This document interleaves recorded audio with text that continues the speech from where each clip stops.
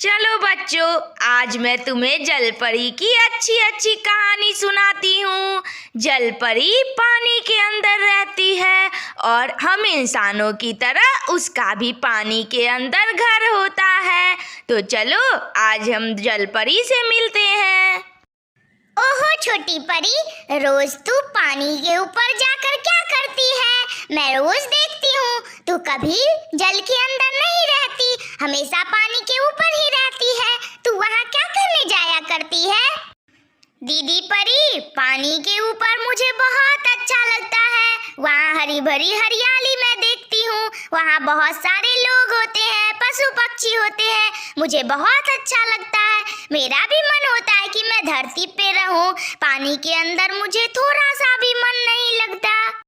छोटी परी, कभी मुझे भी ले चलो तुम अपने साथ, तुम हमेशा अकेले चली जाती हो। ठीक है मछली दीदी, कभी मैं आपको भी ले चलूंगी। हर दिन की तरह फिर से छोटी परी पानी के ऊपर आई और जैसे ही वह पानी के ऊपर आई तभी उसने एक बहुत सुंदर से लड़के को देखा। वह उसे देखती रही और उस पर मोहित हो गई। उसने उस लड़के से कहा, तुम कौन हो और क्या तुम मेरे दोस्त बनोगे? मुझे तुम बहुत पसंद आए। वाह, तुम कितनी सुंदर हो, मैं तुम्हारा दोस्त बनना चाहूँगा। मैं पुनीत हूँ, मैं रोज यहाँ आता हूँ। अब तुम हमेशा मुझसे मिलने यहाँ आया करना। पर तुम कौन हो? मैं जल के अंदर रहती हूँ, मेरा नाम छोटी परी है। मैं भी तुम्हारा दोस्त बनना चाहूंगी। अब से हर रोज मैं तुमसे मिलने आया करूंगी यहीं पे। अब से हमेशा छोटी परी जल के ऊपर पुनीत से मिलने आया करती थी और दोनों में गहरा प्यार हो गया था। मछलियों, आज मैं बहुत खुश हूँ। आज मैं पुनीत को सब कुछ बता दूंगी कि मैं उससे कितना प्यार करती हूँ और उससे शादी भी कर लूंगी। पुनीत, मैं तुमसे बहुत प्यार करती हूँ और तुम्हें पसंद भी करती हूँ। मैं तुमसे शादी करना चाहती हूँ। मैं भी तुमसे बहुत प्यार करता हूँ और शादी भी करना चाहता हूँ। लेकिन तुम जाओ और अपनी राजमाता से या अपने दोस्तों से पूछ के आना कि क्या एक इंसान और परियों की शादी हो सकती है। मैं तुम्हारा यहीं पर इंतजार करूँगा। बहनों, मैं पुनीत से प्यार करती हूँ और उससे शादी भी करना चाहती हूँ। क्या इंसान और परी की शादी हो सकती है? बड़ी दीदी, आपको तो पता होगा ना, आप कुछ बताइए। हाँ छोटी परी, इंसान और परियों की शादी हो सकती है, पर उसके लिए तुम्हें कुंती नामक एक भयंकर परी के पास जाना होगा। वह तुम्हारा उपचार करेंगी जिससे तुम जमीन पर भी रहने लायक हो जाओगी। लेकिन यह सब में बड़ा दर्द है, तुम यह सब मत करो और खुशी खुशी जल के अंदर ही रहो। बड़ी दीदी, मैं पुनीत के लिए कुछ भी कर सकती हूँ। आज ही मैं भयंकर परी उस कुंती के पास जा रही हूँ और अपना काम करवा के ही वापस लौटूंगी।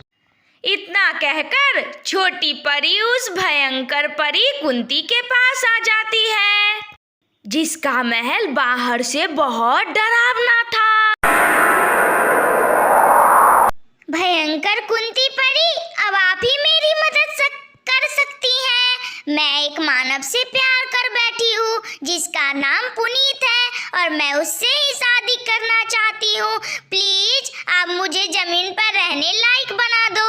आपके पास तो वो उपचार है ना जिससे मैं जमीन पर रहने लायक बन जाऊँ? छोटी परी, वह उपचार बहुत कठिन है, तुमसे नहीं हो पाएगा और राजमाता मुझे दंडित भी करेंगी। इसलिए तुम लौट जाओ और भूल जाओ उस पुनीत को। चाहे वह उपचार कितना भी कठिन हो, पर मैं पुनीत के लिए कुछ भी कर सकती हूँ। कुंती, आप मेरे पे वह उपचार शुरू करिए। ठीक है छोटी परी, जैसी आपकी आज्ञा। छोटी परी पर उपचार शुरू हो गया। वह सालों साल बारिश में भीगती रही। फिर वह कुछ दिन तक आग में जलती रही और फिर वह जमीन पर रहने लायक बन गई। छोटी परी, पूरे 3 साल गुजर गए और तुम्हारी परीक्षा पूरी हुई। अब तुम धरती पर रहने लायक हो गई। जाओ, तुम्हारा पुनीत तुम्हारा इंतजार कर रहा होगा। ओए होए, आज मैं बहुत खुश हूँ। 3 साल के बाद मैं अपने पुनीत से मिलने जा रही हूँ और अब मैं हमेशा के लिए उसकी हो जाऊंगी। हो, मैं बहुत खुश हूँ। इधर पुनीत सालों से छोटी परी की प्रतीक्षा कर रहा था। वह दिन रात उसी जगह पर रहता था। ओहो छोटी परी, आखिर तुम आ ही गई। मैं बहुत दिनों से तुम्हारे इंतजार में यहाँ बैठा था। मुझे माफ कर दो मेरे प्रियतम, मुझे आने में बहुत देर हो गई। पर आज से मैं हमेशा के लिए तुम्हारी हो गई। अब हम लोग खुशी खुशी रहेंगे। छोटी परी और पुनीत खुशी खुशी रहने लगते हैं धरती लोक पर और अब उनकी एक अलग दुनिया है। तो बच्चों, तुम्हें कहानी कैसी लगी? कमेंट करके जरूर बताना। प्लीज लाइक करो, शेयर करो और हाँ, सब्सक्राइब भी कर लेना। कार्टून वाली दीदी तुम्हें हर रोज नई नई कहानी सुनाएगी।